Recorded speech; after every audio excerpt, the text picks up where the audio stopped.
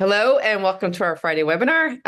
We're back with Lisa Bono for our second episode in your new series. I believe it's our second episode, right? Yes. And Yeah. today we are going to be covering cages to the ages. I want to do rhyme, but the evolution of cages. So I imagine, well, this is going to be a fabulous PowerPoint because we're going to have hopefully fabulous pictures of cages to the ages and how far we've come. So um, let's see. If you're just joining us, yeah, we're going to do a cage topic today. And boy, this is going to be quite the transformation, I hope, because just thinking about all the old movies you even see. Before I was let people log in, and when you're logging in, please tell us where you're coming from in the chat feature.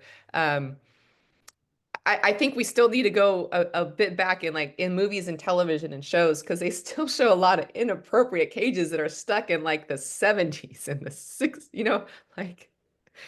Yes, it is amazing. And then you see all these ads where, the birds are talking these big long sentences. And, it's like people don't understand. They got to do a little bit of reality in there, which they usually don't. So, Yeah, yeah. It's when you see like the big parrot in like a round small cage with like just one little dowel, and it's like that's it. It's like we haven't evolved much in media and cinema, I don't think, with bird cages. So, oh, yes, correct.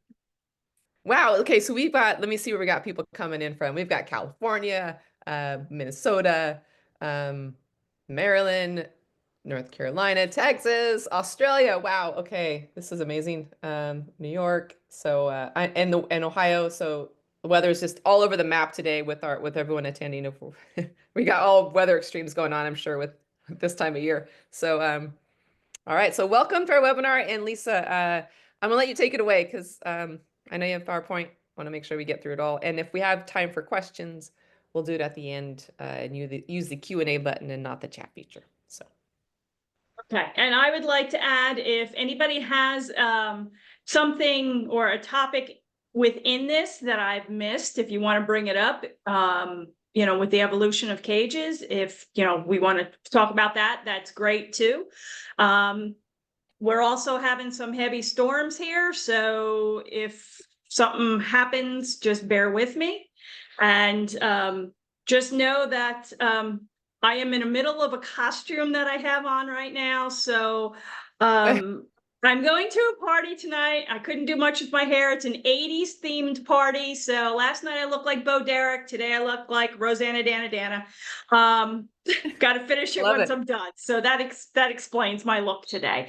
So I want to welcome everybody. I saw Kaz signing in, who has Patrick, who's down in Australia. She sent me some pictures. I want to thank her for doing that and for getting up at 5 a.m. to be with us. So we shall start.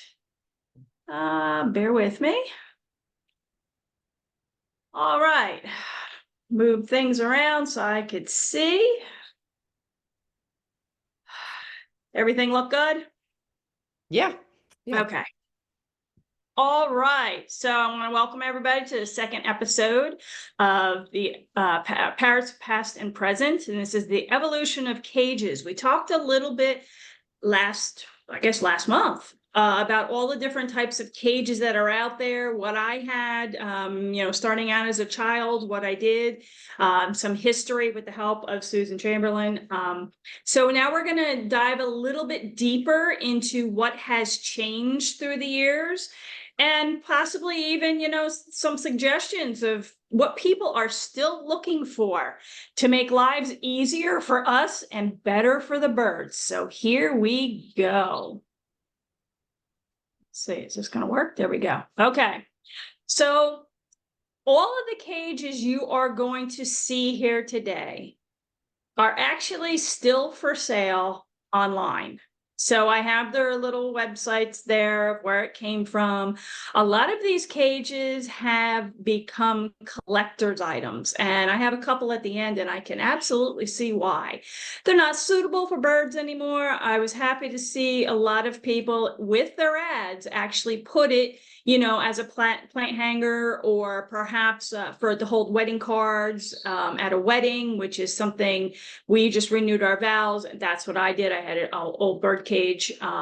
So in the beginning, for hobbyists, kind of more on the wealthier side who could afford something like this, they had cages that were more aesthetically pleasing than actually good for us or the parrots.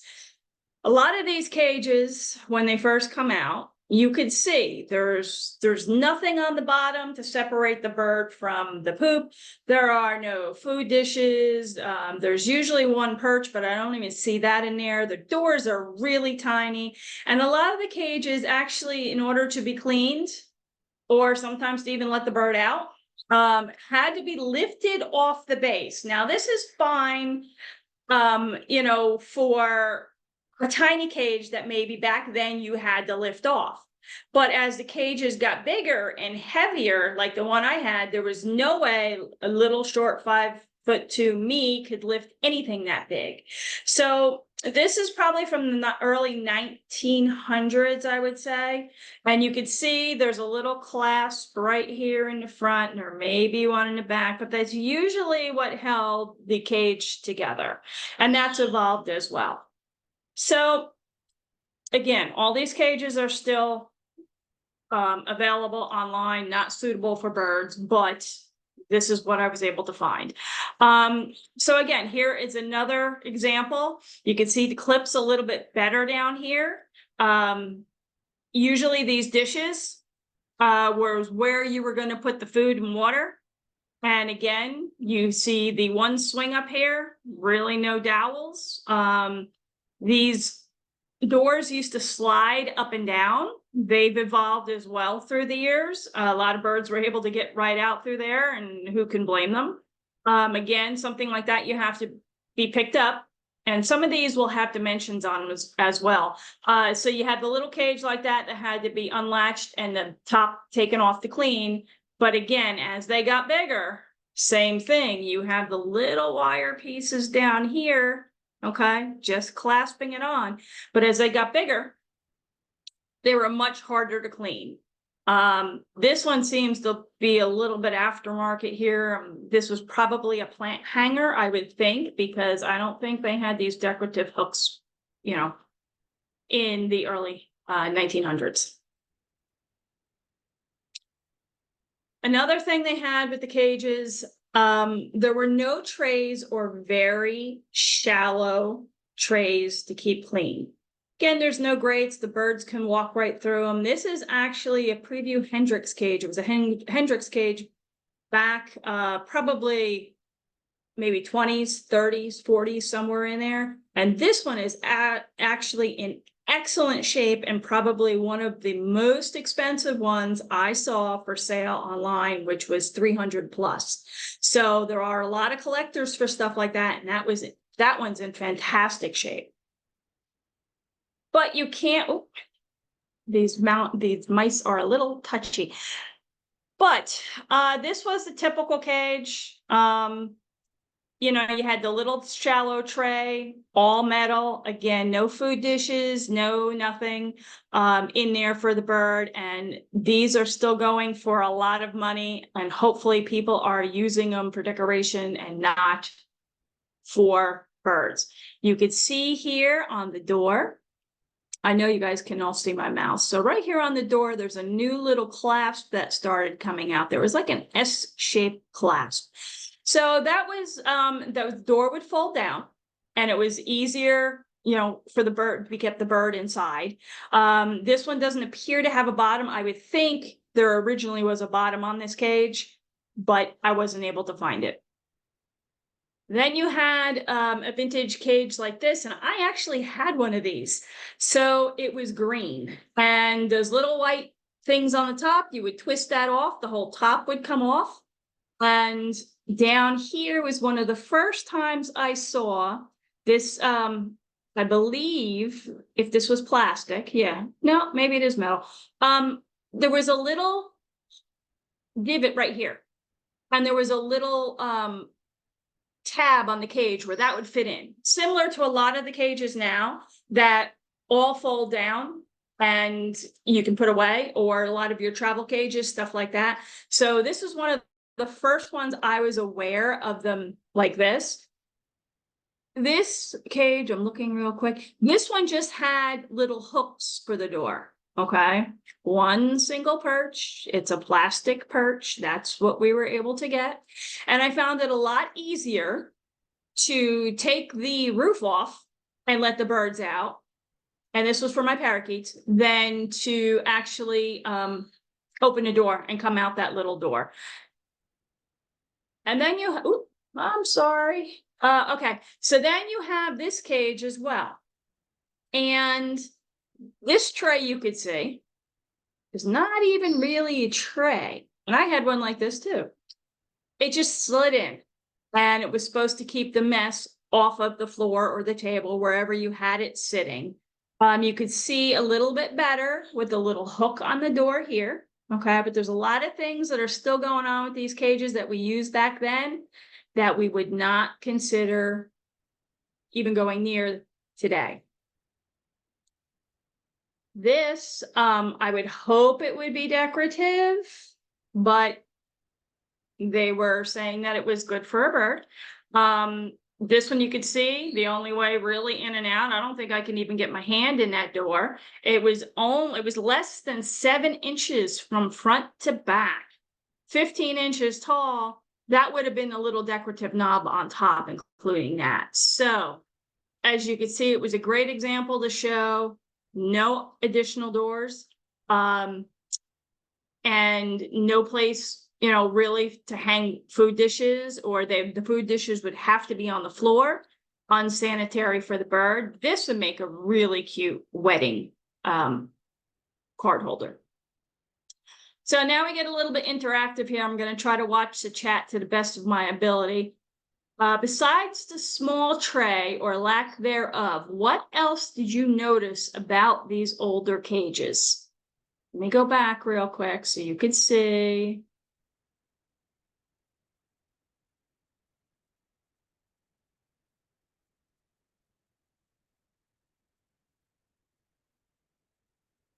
Got any ideas? Put them in the chat. Okay. So, okay, I see them. I see, okay, I see some stuff coming through. No enrichment, not a lot of foraging, no variety of perches, no place to hang it on top, older cages, really small, all great. Now I want you to watch this. No difference for sizes of birds, correct. No floor grate, okay? We're all looking for something now, so our birds are not walking through their own poop, okay, or eating food that's been pooped on. No food bowls, okay? The Hendrix cage I showed you in the very beginning, that actually had food bowls, but none of the other ones did. Nor did they have food doors. I have to move stuff around so I could see on here. And very small single entry doors to try to get your birds in and out. I learned at a very young age that your birds don't like to squeeze in and out of anything, just like we don't either. We'd rather have a regular sized door than try to get out through a window. So it makes sense for them that through the years that the doors have gotten bigger for easier access. Okay. We've had metal finishes that rust and paints that chip. So there's 3 things on this cage I wanted to bring out and show you. Again, these are all collector's items. These aren't going for 10 bucks online. You have this little piece of wire right here, okay? So this door design was more of like a snap door. So you were able, there was tension on it, you were able to open it, but as soon as you took your hand out, it snapped back and closed. So the birds weren't able to push it open. You had some, these were a little, the little snack dishes you see back here. Those were probably popular in probably the 80s. I remember having them. So I don't know how long this cage was used for, but that's a newer addition. Down here, we had sharp edges. Okay, so we had to watch when we were cleaning cages. This looks probably where the little tray would come out. And then you have sharp edges up here too as well. What you see on this metal piece here that was going to act as your seed guard, and then you'll see like a little piece of netting that comes across here. Can't tell you what that's made of. But they also had the same little snap doors over the food dishes. So it's another thing you had to watch when you were trying to clean the cages. Get your hand out of the way in time. This cage, you could see, again, doesn't have the tray down at the bottom, the grate, excuse me, and the trays were metal. So that was a big issue. Everything turning rusty. And again, you have your snap door. So, you know, these are your old-fashioned toys.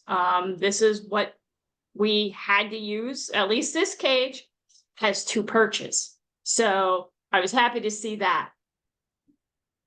Now we're getting into the food dishes. So we all take for granted now, at least the newer people in agriculture are used to many different options. When the cages actually came with food cups, look at the location. They're on the floor. So you have a little metal bar that's attached to the floor that you cannot move. And then the little food dishes right underneath the poop perch. So, and there was no other spot to put a perch in. It was only 16 inches high. And I'm pretty sure that's going to include all the hanging material as well. Wasn't sure with this cage if it was actually real or not, or if it was decorative. But again, you have your perch and you have your food dishes. Okay, so here's the metal bar that goes across that holds the food dishes. Doesn't even look like there is a door to get into there. So I'm gathering some cages way back when they started out with this grate. Instead of having the bird poop in the cage, it would poop through the cage and down whatever you had underneath it. And there was like a little latch door down there that you were able to get in and out. This is only 13 inches tall, so you could see how small. I mean, that would be a beautiful decorator piece, but I'm pretty sure that was used for somebody's bird. Then we had bronze wire. You know, this was actually decorated with gemstones, so little inquisitive beaks were able to get into that. You could see a different door latch design right here. Okay, it looks more like I guess like a hook and eye than before.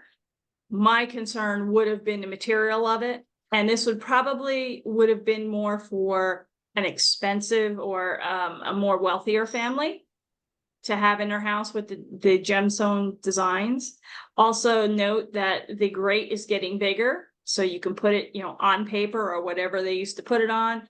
And it did have the bowls. So this had to have been used at one time. Then we get into the wooden ones. I had mentioned in my first webinar that I actually had one of the bamboo cages, and I had it for my canaries, not realizing that they needed wider to jump back and forth because they couldn't get up and down. Eventually mine ended up having a fern in it, and it was a cute little decorator piece. And actually I've seen the little wicker ones in person as well. I was always concerned with obviously the paint, and then any kind of hook bill is going to get in that. It's going to get right through it. So again, it would be a decorator's piece, but you could see here, the doors just slid up and down. So we're back to that original design. And that was really it. The doors were down on the bottom. I mean, the wicker one, if that got wet, it you know, with water or whatever, that would have just destroyed it itself. Then we had dangerous decor cages, and these were used. Again, it would be probably more for like a wealthier family way back when. But you could see this design here. It has a lot of open scroll work, okay? I could not find a door on it. So I don't know if this was had the secret little door on the tray on the bottom to go in up through. But looking at this from up here, you could see more of the little scroll works for like a parakeet, or here we go. Parakeet could probably fit right through that or get stuck right there on that piece there. And then it gets really skinny up towards the top. So that could have, got feet caught, legs caught. So again, this is, like always, everybody's trying to outdo each other and trying to make the nicest, cage and decorator piece. They even come with little jewels, and this one was painted. And again, these are all available online, and I would think that this would really not have been used for a bird, but there is your perch. So these are the things you're able to find online. Now, this is a vintage bird cage made of gold. So what was the gold created from? It wasn't 14 karat. We're not exactly sure. It was just some kind of gold paint on top. And I didn't think this one was real either until I see the metal perch, okay, and the food dishes. So that was designed. You see the little decorative ones out now. You go to Hobby Lobby or, Walmart. You see the little decorative ones, to put a plant in. They don't have all those pieces like that. So this was made for someone's bird, and look how wide these spots are. So there wasn't much consideration of, really keeping a bird in there. So in order to keep a bird in there that's going to stay in there, you'd have to go to a cockatiel size. That cockatiel couldn't even turn around in there. So I could just see my little budgies getting out in between these big wide spaces right here, or right out through the holes. What was good about this one online. They actually noted it as a wedding shower bird cage. So here we have, this one is from the 1940s. And they went to like a chrome, silver. You could see that they started having clear seat guards, okay? These edges were still sharp, okay? These little spots right here is going to be where the food dishes went, but still the food dishes were down on the floor, okay? You still had your one swing that's in there. I had the little clip lock right there, and this is where you could pull the tray in and out of. Another good part is there's the tray. They did mention that this one is plant hanger. So now I want you to pay attention a little bit more, because we got some more questions coming up. So I actually had both of these cages in my life. And you'll see them in later photos when we move on to the 80s, when I actually was old enough to have a camera and took pictures. So my cage, what I had here, the round one, I was talking about the 5'2" person not being able to lift this cage up off the base to clean it. Good thing is it did have a big door, but mine, it also had like a U shape, like you see a lot of, I call them stationing perches or feeding perches. They have the U shape with the perch with the two cups on it. A lot of them had those inside. I was able to take mine out, but there was no way I was able to lift this off for a thorough cleaning. And another thing is I had my orange wing in there, and the bar spacing was so wide, okay? She was able to get her head in and out, no problem, not even close to being stuck. It was a short cage like that, so it wasn't made for a bird with a long tail. It had to be for a short-tailed parrot. And my orange wing, she was a decent size, she would have no problem. I'd come home, she'd be sitting there, and I guess she liked the feeling of not being inside of a cage, and who can blame her? I'd come home and she'd have her head sticking out, and she'd be carrying on, and she didn't really like having her head in there too much, and she was a wild caught bird, so that perhaps is part of the thing. And then I also had this little cage down here And if this was metal down here and it was deep enough, the cage bars itself would just sit down inside that metal piece to hold it. There was no clips or anything like that. Later on, the plastic ones did end up having little clips that came up to hold it on. And then again, this top, you unscrew this and you could take the top off. So I found it easier again to get the birds out that way than some tiny little spot, on the cage. And no, I had these probably in the late 70s. So you see through the years, the big cage, like the bigger parrot cage, I even had into the 80s. So know that these cages, from the 40s on up, not having all the designs that we really needed, were still the same in the 70s and 80s. Cages were in the 80s, the late 80s, early 90s, they did start coming out with some really nice, heavier gauge stainless steel, not stainless steel, steel cages that were powder coated and painted. What would it be? Wrought iron. There we go. But they were so expensive. And for somebody that was like me, who was a teenager, or just going into my 20s and newly married, I didn't have $500 or $600 to go out and get a 2 foot by 2 foot by 2 foot wrought iron cage. Okay, so they started to evolve. These would be more for a macaw with a longer tail, but that macaw is not going to have very much room to move around at all. Again, I want you to look, okay, between these two cages and these two cages. What else did you notice about the rounder, newer cages versus my last questions with the older cages that didn't have any grates? Let's go back. Put it in the chat if you can.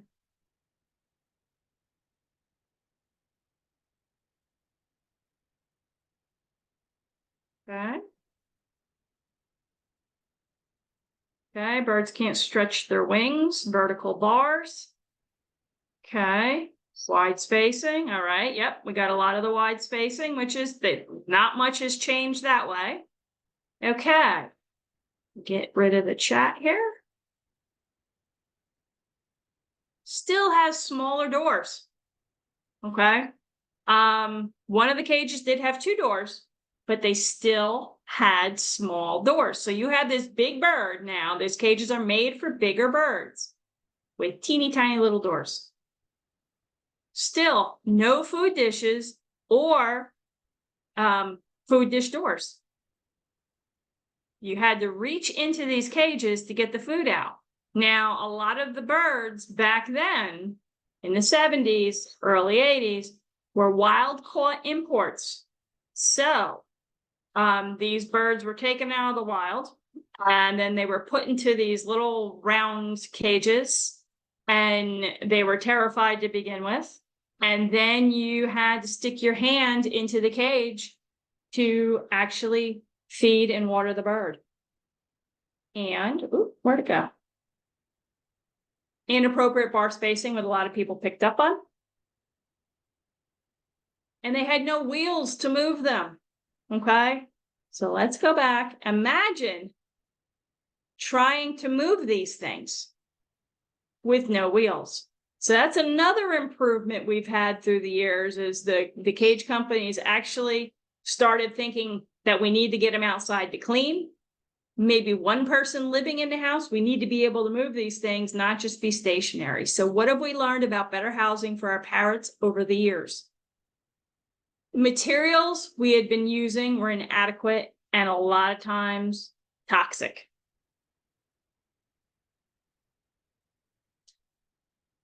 As you could see with the last cages that we showed you, the paints were chipping, they were rusting. Now most parrot enthusiasts, they don't want any kind of rust, which is the correct thing to do. No paint, no nothing. When anybody asks me, online, what paint can I use? I wouldn't trust really any of it. I've done a lot of research. I am not going to use paint on my cage. I am not going to tell you which one to use on yours.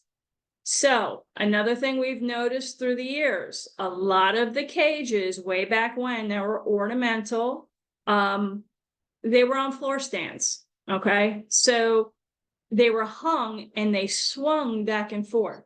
So it was mainly for the littler birds because the larger cages wouldn't support the weight. But I actually had two of my canaries in a hanging cage at one point, and I thought it was really cute until I realized these birds were really stressed out continuously from holding on, because if one jumped, then the cage would swing back and forth and everybody had to hold on. So what I ended up doing was getting a different cage. And I probably tossed that one, which I probably shouldn't. I should have put it on Amazon and made a lot of money. And then what I did is I got a square one. And while I didn't have the floor space in my little room where I had everybody, I actually, again, my dad loved me. I took the little thing to screw into the wall, and it had the little hook on it, and I hung cage on the wall. And then I put fake greens around it, so it looked like it was on a green wall. The birds couldn't reach any of it. They were safely away from the hooks, but the birds can jump around all they wanted, and the cage wasn't moving, and it was just a better setup for everybody involved. Now you're going to see more of these cages come with stands that the cages sit in. And I have several of those myself, and that's what I suggest for a lot of people. You can move them. You know, if you have a smaller bird, you know, a decent sized cage will fit in here. They make them just for the cages. You can move them around. You can take them out, you know, take the cages out. Easy storage. So that, you know, they're making them more stable than hanging. A lot of people don't realize way back when, and I knew even as a kid, the cups that we had, I don't know whether they were tin. They kind of look like my husband's ration cups from the military.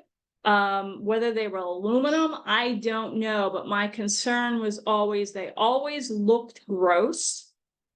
And how do you really clean something like that? So that was what came in a lot of the original cages, probably because there wasn't a lot of plastic companies out there at the time. So that was the best thing. Same thing with the military. They had the, you know, the cups that were, you know, just made for them.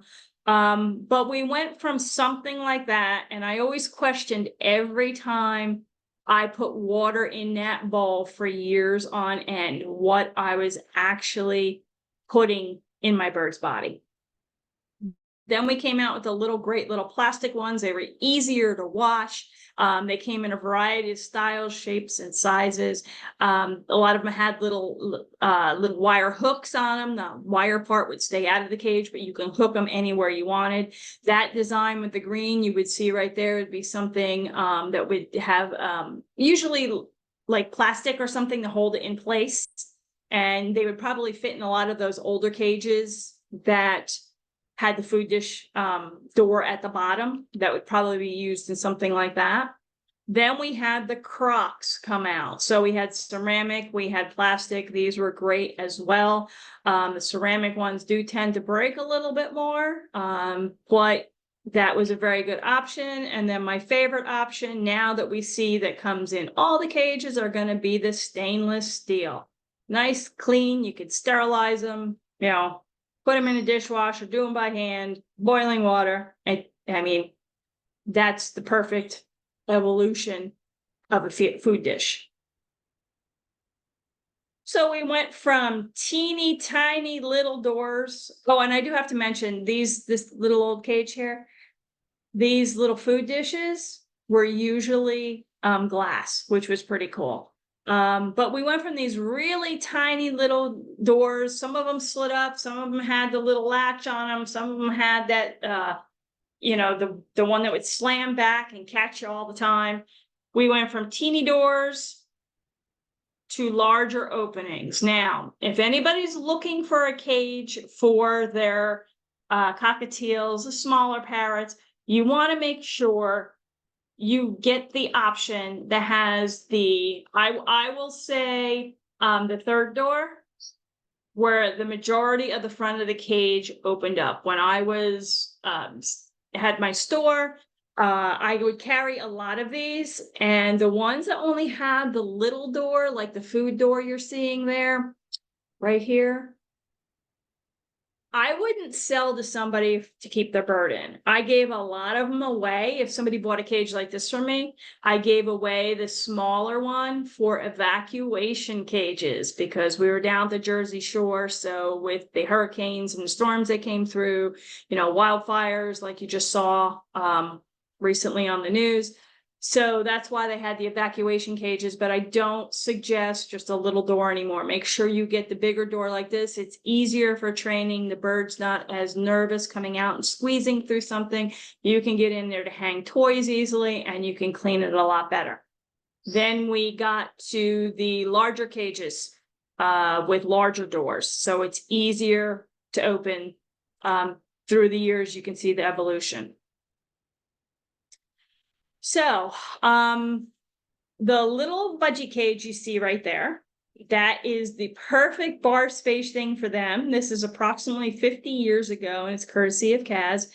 That was what she had Charlie and Flora in. And that was a perfect little, it's got the, looks like it's got the plastic bottom, which I like. So these things fold up. You can see the little tabs right here. A lot of cages did that. They still do that. It's a great option for folding it up. And then you could see Sydney. And what I forgot to do was put the painting. There was a painting of Sydney in this specific pose done for the Alex Foundation. This cage behind him, I actually had made. I went to the Long Island Parrot Society, and they had the California Cage Company. I don't think it's the same company as it is today, but the California Cage Company came out, and they were taking specific orders. So this was the first major investment I ever made. I was probably 22 years old. And the bar, this was actually made for my cockatiels. So this bar spacing, you could see, is a little bit smaller than it should be for a gray. I probably spent close to $900 having this cage made. Sydney needed a cage. He was a baby there, and I didn't have, at the time, I had probably 12 cockatiels in that cage. So that's why it needed to be a macaw size cage with smaller bar spacing. But pretty much all of my birds have lived in this cage through the years, and I probably got a good 25 years out of the cage.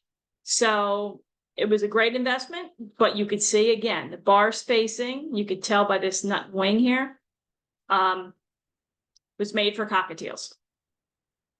These are the cages I have now. And these are actually my sleep cages, my travel cages, emergency cages. While they look very small, okay, know that the entire front door, like I showed you, opens up. They do come with the grate for the bottom. I had them out there because there was just using them on the outside. But know that in the, I would say 80s, mid 90s. This was a typical parrot cage. It is 18 by 18 by 27. So when people see my birds in this, when I'm traveling or showing pictures of them, like, oh, that cage is entirely too small. And well, they don't realize that this cage back then probably went for $150. The next cage that came with the stand, the legs on it, and with the wheels, that again was going to be $500-600. So a lot of people didn't have that. And those cages were 24 by 24 by, I think, maybe 24 25 or 26. So it wasn't much different sizing. It just looked it looked bigger because of the legs on it. So, but this was the typical parrot cage. And I could tell you, my birds did live in these, not my grays right now, because cages have come down in price. They've become more affordable, easier access. And I've learned through the years. So, but these are the ones I still have. They're a great little investment, but sadly that was Sterling. This is Sterling right here. He lived in that size cage, probably for 25 years, something like that. So when he got moved into the cockatiel cage I had made that Sydney was in, he went from this tiny little cage into that macaw-sized cage. He didn't know what to do, but since then he's even gotten even bigger. So we went from unsafe paints to coated and powder coated in even stainless steel cages. So this, again, this is a king's cage. You can see the little latch up here. It's a big, long piece. It goes all the way down. This entire door opens up. So these were coated with some sort of non-toxic, I want to say plastic.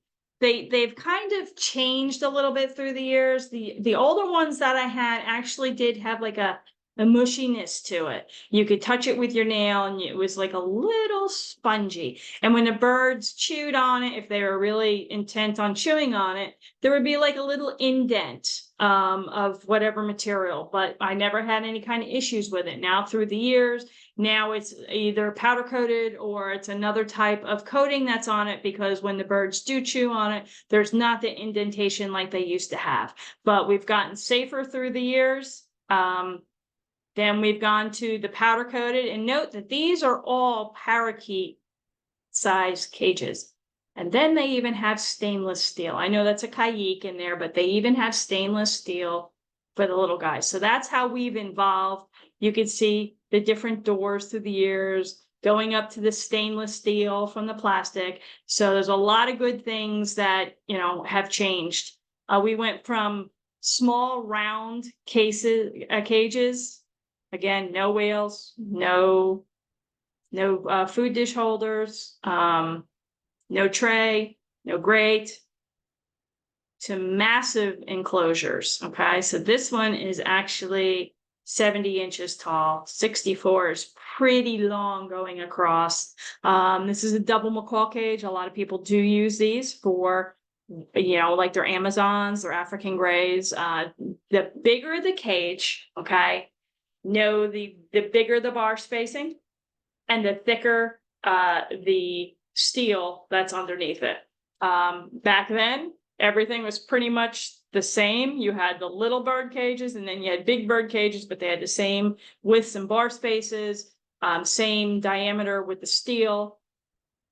And then we've even gone bigger. Now, I could tell you, I had one of these cages in my store. They were having a sale up at King's. I got one, brought it down to my store. I needed a ladder to put this thing together. And my customers were coming in and they were helping me put it together because it was just so massive. It took me a while, probably over a year, to sell it, because we had to take it apart to get it out the door. So, but these things, this one is 72 inches tall. So it is a massive cage. A lot of people like these. The bird has their own corner of the room. It's a great option if you're able to do it. So we went from hanging ones in the beginning.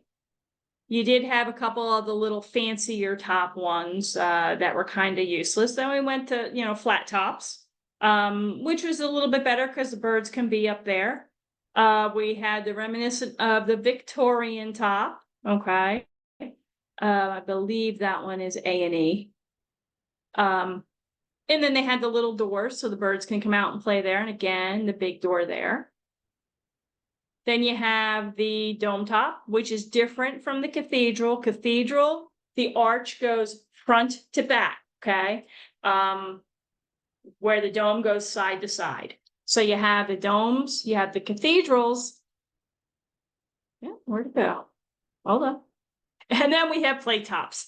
So a lot of these plate tops, they used to be able to come right off the cage. It would be a solid cage and it would end up being square like this with this detachable plate top that you could put on your coffee table or whatever. But we're trying to enrich the birds, give them more to do, more fun, more places to play, easier access for us. We also saw seed skirts. So they're still available all over the place. Please don't get the ones that go all the way up to the top. I don't know why people would do that, but you know, they had these little net ones, you know, for your smaller, your finches, your parakeets, canaries, even cockatiels. No, the smaller birds with the smaller, okay, I'm going to say seed because everybody knows what I'm talking about. Smaller birds, smaller seed. After they eat it, the birds flap their wings when they're getting around and all those hulls go everywhere. So that was the reason they decided to start creating seed skirts. Then we had cages that started coming out with these metal seed skirts that flared out a little bit to try to keep some of that stuff in. And you could see right here, they actually started putting the trays a little bit lower because what would happen is the birds would be able to stand on the grate and stick their leg through the grate and reach the food or whatever's underneath there. Now, Emma would do it all the time. She would either pull up the paper to make a mess or she would drop something and I would see her. She'd lay down on her side and then dangle her leg down there and just barely grab it with, you know, with her nails and pull it up. So a lot of the cage companies decided they were going to start making the trays lower. Again, sanitary reasons, so the birds can't get down there to something that's been pooped on. And then I always had, this was one of the cages, Emma was probably down there pulling something up from the tray, and I caught her.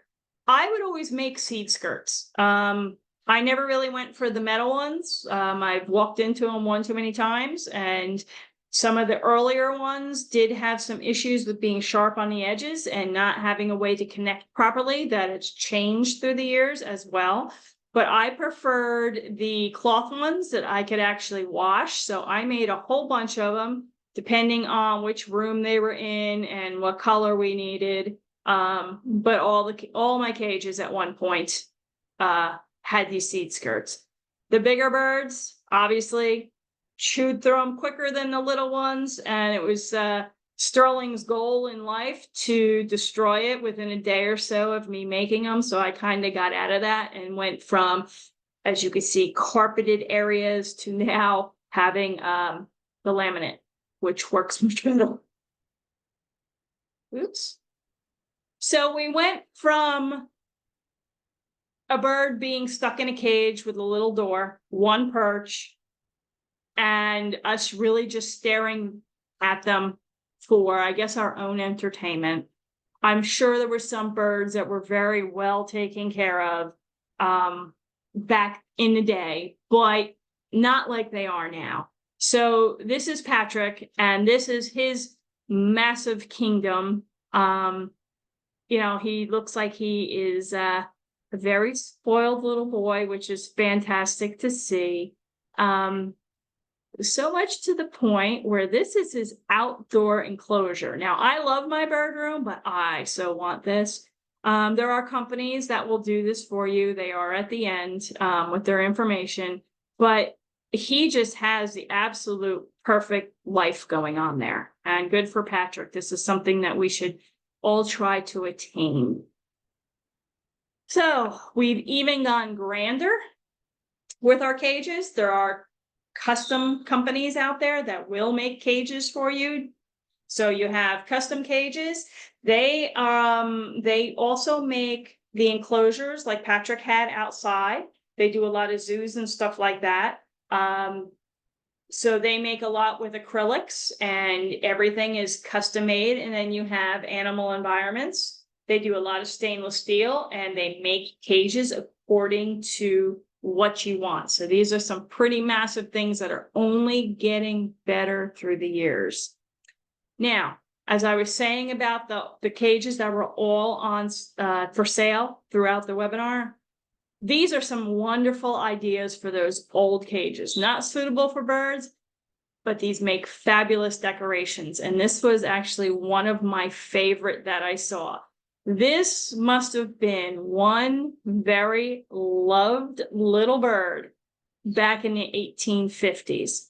Look at all the ceramic crocks in there. They had little jewels on the side here. So I would think this would be some kind of ivory that was probably carved, probably wood over here. So it, obviously it was a smaller bird. But this one just captivated me when I saw it, because this person was trying to enrich their bird to the best of their abilities back in the 1850s.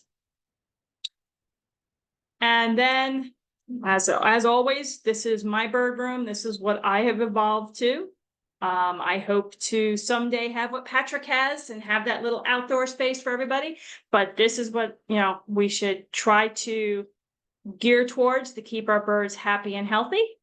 And I'm going to stop sharing and see if anybody's got any questions.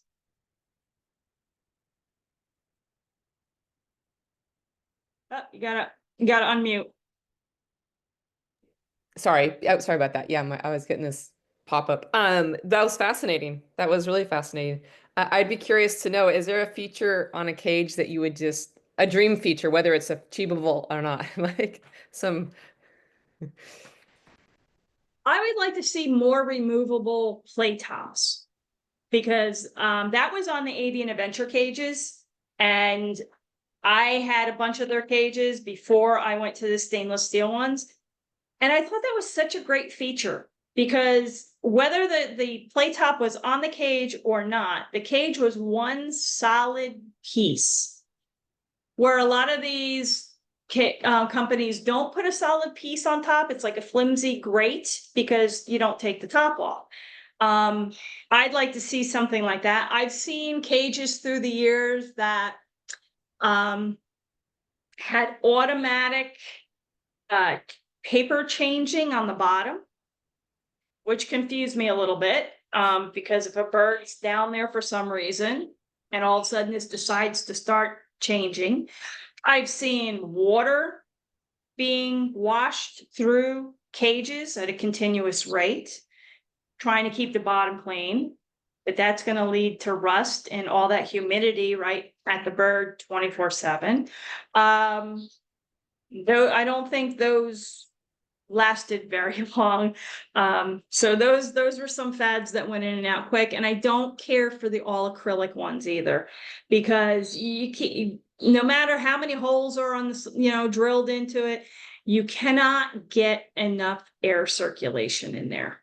Ah, true. Yeah. Yeah. Okay.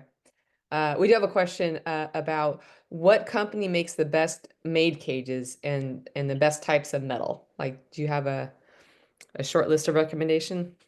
Yeah, it really depends. It really depends whether you're going for powder coated, if you're going for a macaw versus an African gray, if you're going for a stainless steel. I do like the A&E stainless steel cages. I do sell a lot of those. They are a heavier gauge steel, and it is a heavier cage. For powder coated, I do like King's cages. I like their black silver, because regardless of who does a cage or what's on there, except for stainless steel, you will through the years see chips. Whether you're slamming a tray in too hard or whether the bird's sitting there and chewing on it, the paint will chip. If you get, the whites are gorgeous and so are the light colors. They look great in a lot of houses.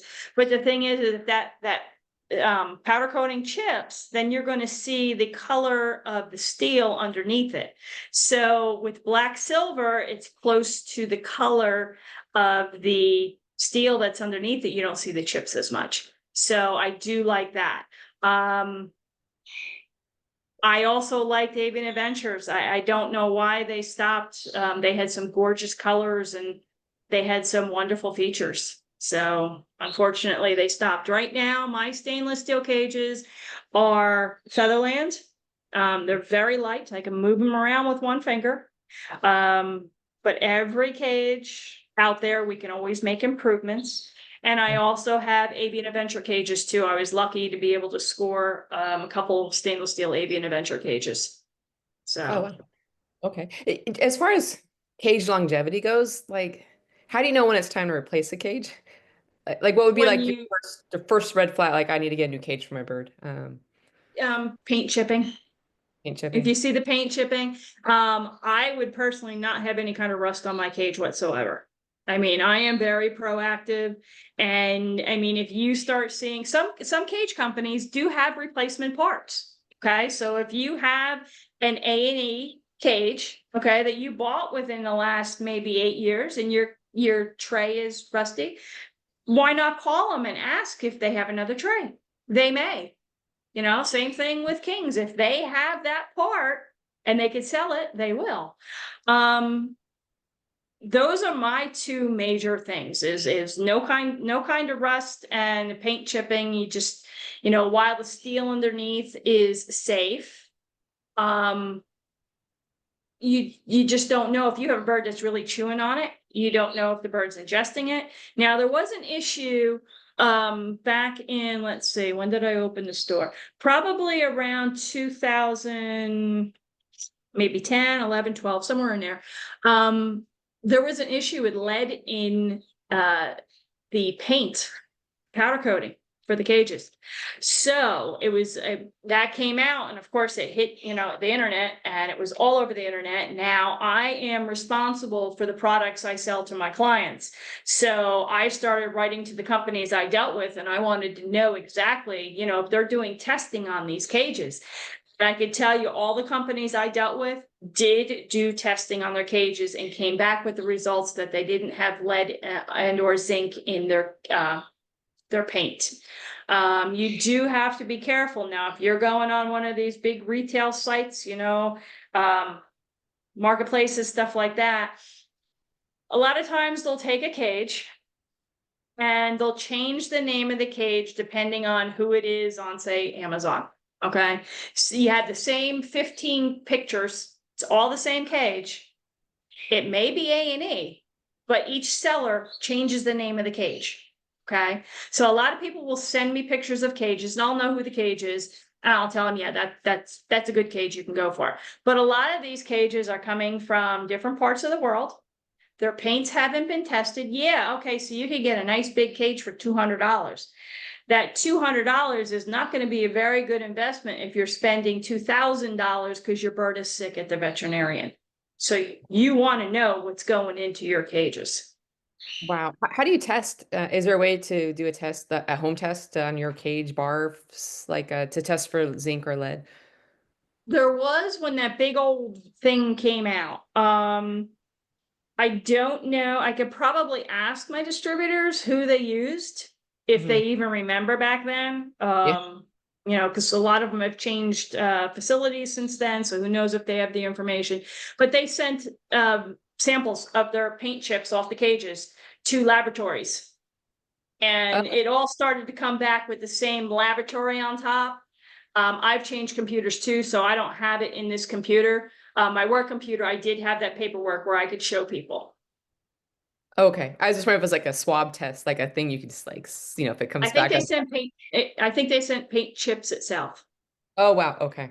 And I guess it goes without saying that if you have broken welds, like if you don't want to like mess with, you don't want to like, if you put like a bird with a powerful beak and they could break those cage bars or take it off, but you want to like replace that cage instead of like clamp it with a clip or something. Because Correct. Yeah. Know that even stainless steel cages will break.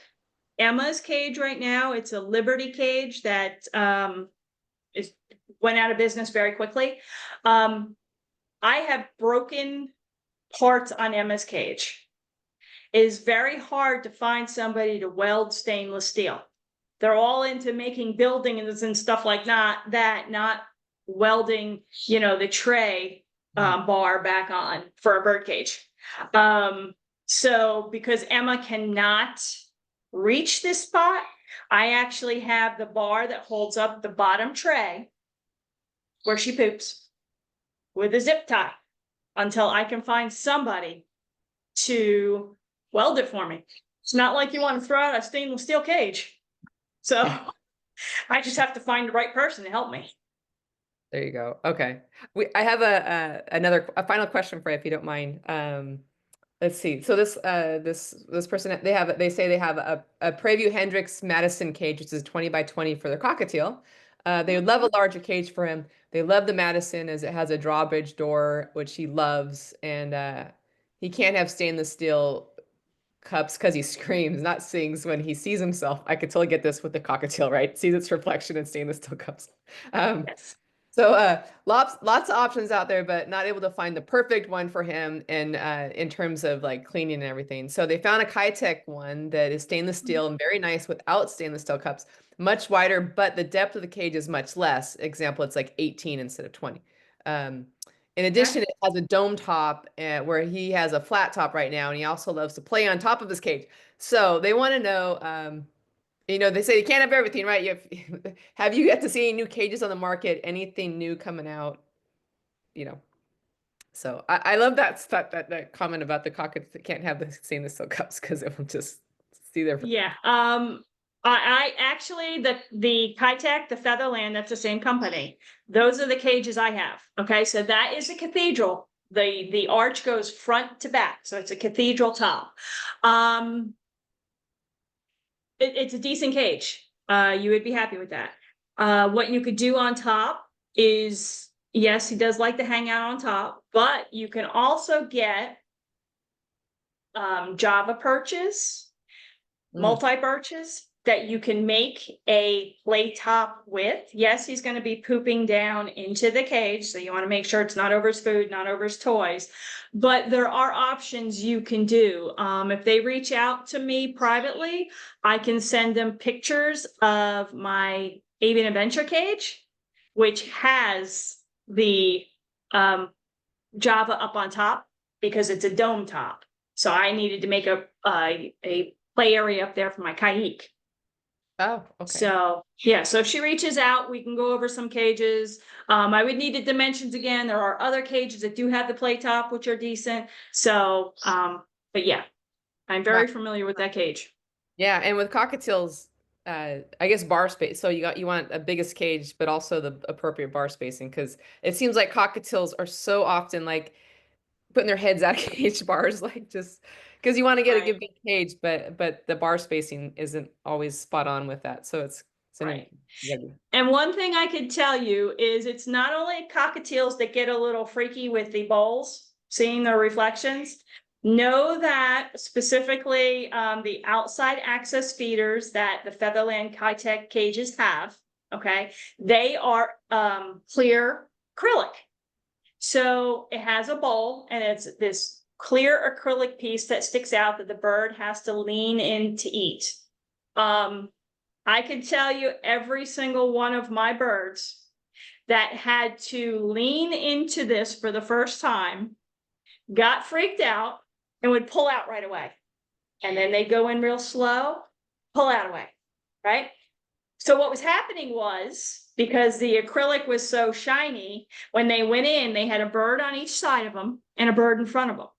So every time they went in, there was 3 birds right there, so they would pull out. And I didn't realize that until it was happening with Sterling. And then I put my hand in there and I kind of got in there and I saw that there was a reflection. So they got used to it, but yeah. Wow. Okay. That's yeah, I get, birds are always going to surprise us with something we didn't expect, I imagine with, so that's amazing. Okay. Well, we went through all of our questions. That was amazing. It's a fascinating journey of improvement. So I'm sure that there's something that we haven't thought of yet. Maybe, a few years down the line, we'll be like, that's a great addition to a cage, right? That hopefully we keep evolving and finding good cages for good housing situations for our feathered friends. So exactly. And bigger doesn't always mean better. You see it all the time online, bigger, better, and people are putting their Amazons and their African grays in these huge macaw cages. The problem being is the bar space is not correct for them. So you have to really do your due diligence and look and see, what the different cages have to offer. Definitely. Yeah, very good point. All right. On that note, I got to announce today's giveaway winner. We have a giveaway today, and okay. We're gonna give away a special flavor of Nutriberry, and I wonder if anyone went on Instagram to guess the new flavor of Nutriberries. But Glenna Wood, congratulations! You're gonna get the latest flavor offering of Nutriberries, and that's apple Nutriberries. Apple Nutriberries, as well as another Lafeber product of your bird's choice. So congratulations. Um, those will be rolling out. So those are going to be launching officially this week, I think. So check out Lafeber.com for the apple Nutriberry variety and see if your birds dig that as much as the other ones. I mean, we've tried banana, we had strawberry, we had pumpkin spice, and now we got the apple one. So yeah, so there we go. All right, and next Friday we're going to be on with Dr. Lamb, and she's going to do another deep dive talk, and this time it's going to be on aspergillosis, tongue tie, aspergillosis. So join us next Friday for that in talk. Yeah. And that's an important talk for everybody to listen to. There you go. There you go. Lisa will be there, I'm sure. I'll be there. Hopefully you'll be there too. Join us next Friday. Okay, guys. Lisa, once again, great. You do so good. Such a good job on these presentations. Totally appreciate it. Thank you. And Michiko is in the background. She's doing the Brenda duties today and this month because Brenda's on the road travel. There she is. So she's behind the scenes. Big shout out. Oh, there you go. Back in on dates. There you go. Eating healthy on a Friday. I'm going to be inspired by that and not eat the muffin I have in front of me. Okay. All right, guys. Have a great Friday. All the best to you and your flock. Till next Friday. Join us. Have a great weekend. Hi, everybody.